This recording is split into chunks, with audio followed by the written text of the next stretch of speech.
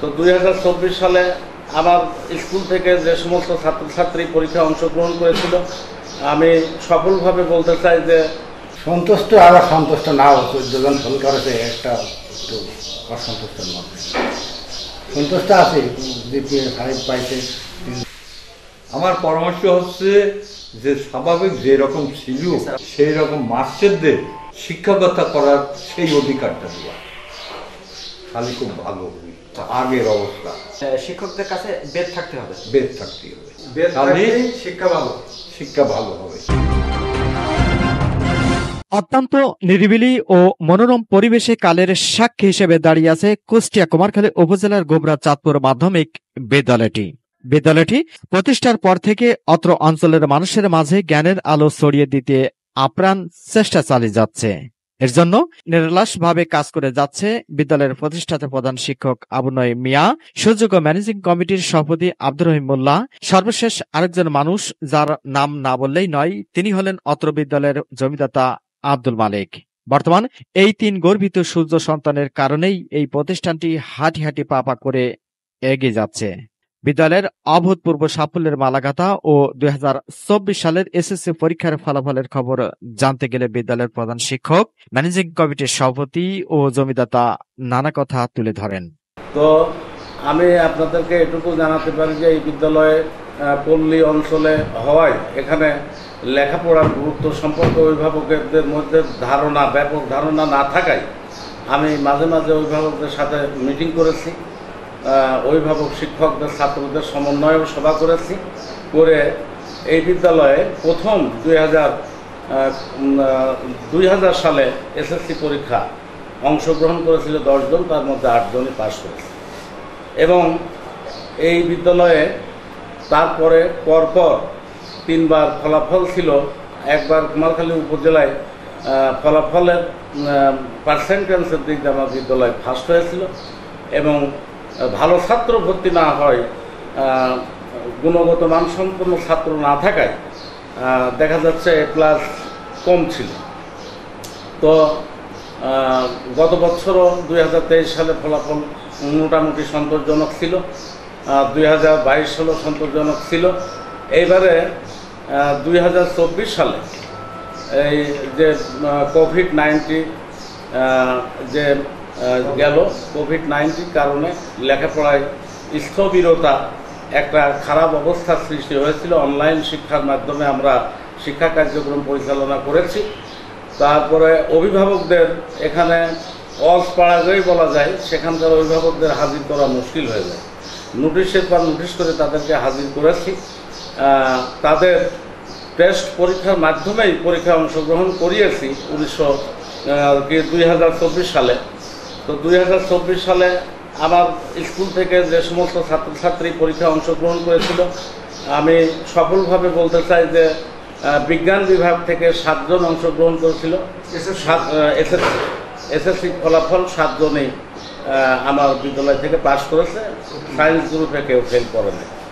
এবং group humanities মানবিক বিভাগ থেকে 42 জন পাস করেছে। মানবিক বিভাগে 1 জন অ্যাবসেন্ট ছিল এবং 1 জন মোবাইল পকেটে রাখার দায়ে তাকে বহিষ্কার করা হয়েছে। 2 জন আগেই ফলাফলের মধ্যে পড়ে না। ওই 2 জন বাদে আমার এখানে বিজনেস স্টাডিজ বাণিজ্য বিভাগ থেকে 15 জন পাস করেছে। তো এর মধ্যে 3 জন A+ পেয়েছে এবং 15 জন A গ্রেড পেয়েছে এবং 9 জন A- পেয়েছে। 9 জন A- পেয়েছে। আর ABC সি গ্রেডে পেয়েছে 5 জন। ডি গ্রেডে পেয়েছে 5 জন। আর সি গ্রেডে নেই তো, 16 জন আছে সি গ্রেডে। ডি গ্রেডে 0। F গ্রেডে এখানে আমার এইবারে দেখা যাচ্ছে যে 14 জন ছাত্রছাত্রী সফল হতে পারেনি। কেউ 1 সাবজেক্টে, কেউ 2 সাবজেক্টে ফেল করেছে। 1 থেকে 4 সাবজেক্ট পর্যন্ত পরীক্ষা দেওয়ার সুযোগ থাকায় এখন বলতে পারেন এরা ফেল করেছে। আমি চেষ্টা করেছি যে অংশগ্রহণ করতে দেব না, কিন্তু যশোর বোর্ড, মাধ্যমিক উচ্চ মাধ্যমিক শিক্ষা বোর্ড যশোর, ওনারা 1 থেকে 4 সাবজেক্টের পরীক্ষার সুযোগ দিয়ে আসতেছে। আমি তো স্বপ্ন অনেক বড় স্বপ্ন দেখি, এই প্রত্যন্ত গ্রাম অঞ্চলে এইরকম একটা উচ্চ বিদ্যালয়, মাধ্যমিক বিদ্যালয় হয়েছে। এর জন্য আমরা ধন্য মনে করি।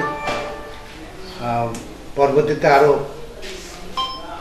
উন্নতি করার জন্য আমরা সন্তুষ্ট, আবার সন্তুষ্ট নাও। 14 জন ফোন করেছে, একটু অসন্তুষ্টের মধ্যে।